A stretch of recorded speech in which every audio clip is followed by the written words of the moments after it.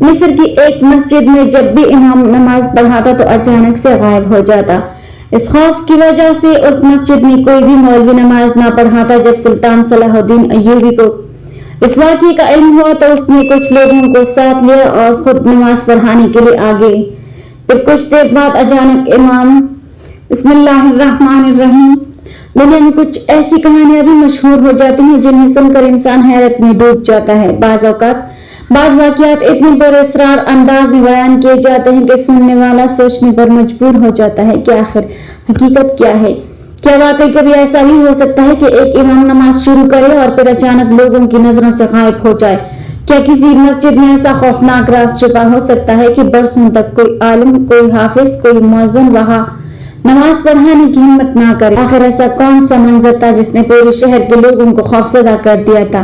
کیا یہ جنات کا معاملہ تھا؟ کیا یہ کسی ظالم کا خفیہ منصوبہ تھا یا پھر اس کے پیچھے کوئی ایسا راز تھا جسے جان کر ہر شخص کی آنکھیں حیرت سے کلی کی کلی رہی؟ کہا جاتا ہے کہ مصر کے ایک علاقے میں ایک ایسی مسجد تھی جس کے بارے میں ہر شخص ڈرتا تھا۔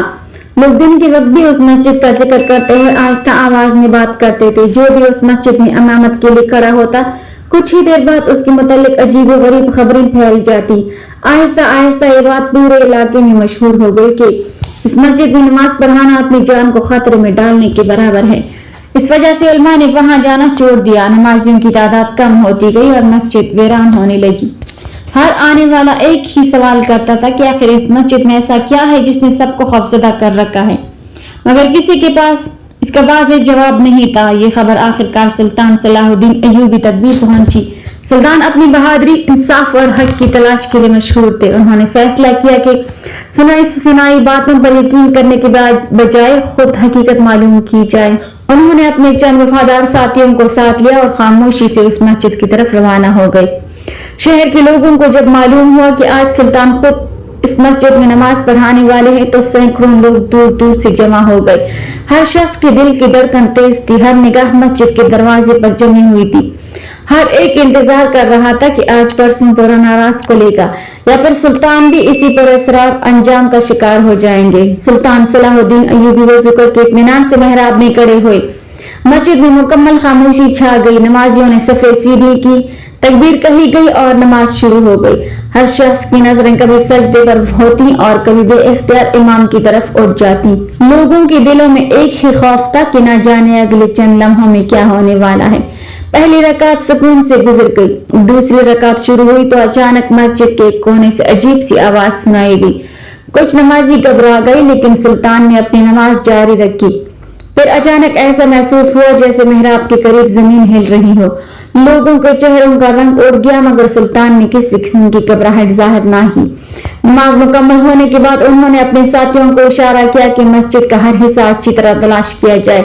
تلاشی کے دوران محراب کے قریب ایک بڑا پتھر ہٹایا گیا تو اس کے نیچے ایک خفیہ سرنگ نظر آئی۔ سلطان نے مشعل جلانے کا حکم دیا اور چند بہادر سپاہیوں کے ساتھ خود اس سرنگ میں اتر گئے۔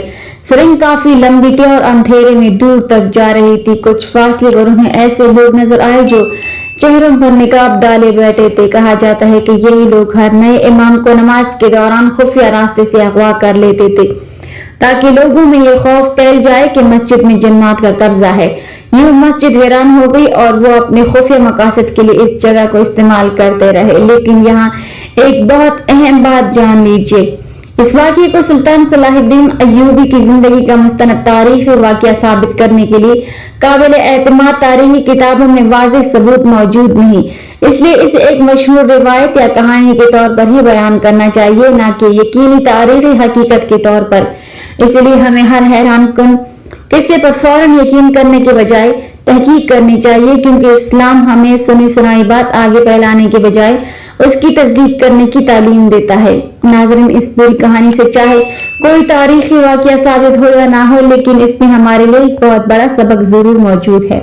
آج بھی معاشرے میں ایسے بے شمار باتیں پھیلائی جاتی ہیں جنہیں لوگ تحقیق کیے بغیر سچ مان لیتے ہیں۔ کبھی کسی جگہ کو جنات سے منسوب کر دیا جاتا ہے، کبھی کسی آواز کو معجزہ قرار دے دیا جاتا ہے اور کبھی کسی افواہ کو حقیقت سمجھ کر نسلوں تک بیان کیا جاتا ہے۔ حالانکہ اسلام ہمیں یہ تعلیم دیتا ہے کہ ہر خبر کی تحقیق کرو، کیونکہ جھوٹی یا غیر ثابت شدہ بات آگے پہنچانا بھی ایک بہت بڑی ذمہ داری ہے۔ सुल्तान सलाहुद्दीन अय्यूबी की शख्सियत हमें यही सबक देती है कि एक सच्चा रहनुमा अफवाहों से नहीं बल्कि तहकीक, अकल और शुजाअत से फैसला करता है। उन्होंने अपनी पूरी जिंदगी हक को बातिल से अलग करने, मजलूमों की मदद करने और उम्मत को मुत्तहद रखने में गुजारी। यही वजह है कि आज भी उनका नाम इज्जत और एहतराम से लिया जाता है। अगर आपको ऐसी तारीखी, इस्लामी और सबक आमूज वीडियोस पसंद हैं तो वीडियो को लाइक करें, अपने दोस्तों के साथ जरूर शेयर करें और हमारे चैनल को सब्सक्राइब करके बेल आइकन दबा दें ताकि आइंदा भी ऐसी मालूमाती वीडियो सबसे पहले आप तक पहुंचती रहें। आखिर में एक जरूरी वजाहत, मिस्र की मस्जिद इमाम के गायब होने और इस वाक़ये को सुल्तान सलाहुद्दीन अय्यूबी से जोड़ने वाली ये रिवायत मुतबर तारीखी किताबों से साबित नहीं, इसलिए इसे एक मशहूर कहानी या गैर मुस्तनद रिवायत के तौर पर ही बयान करना चाहिए, ना कि यकीनी तारीख हकीकत के तौर पर। अल्लाह ताला हमें हक को पहचानने, तहकीक के साथ बात करने और सच पर अमल करने की तौफीक अता फरमाए, आमीन। लेकिन इससे पहले कि हम इस हैरान कुन वाक़ये की असल हकीकत और इस राज से पर्दा उठाएं, आपसे गुजारिश है कि अगर आप इस्लामी तारीख और सबक आमूज वाक़यात में दिलचस्पी रखते हैं तो हमारे चैनल को जरूर सब्सक्राइब करें, वीडियो को लाइक करें और आखिर तक हमारे साथ रहें, क्योंकि इस कहानी की असल बात आखिर में सामने आएगी और वो हकीकत बहुत से लोगों के तस्वर से बिल्कुल मुख्तलिफ। नाज़रीन, कमेंट बॉक्स में अल्लाह ताला के 99 नामों में से एक नाम जरूर टाइप करें।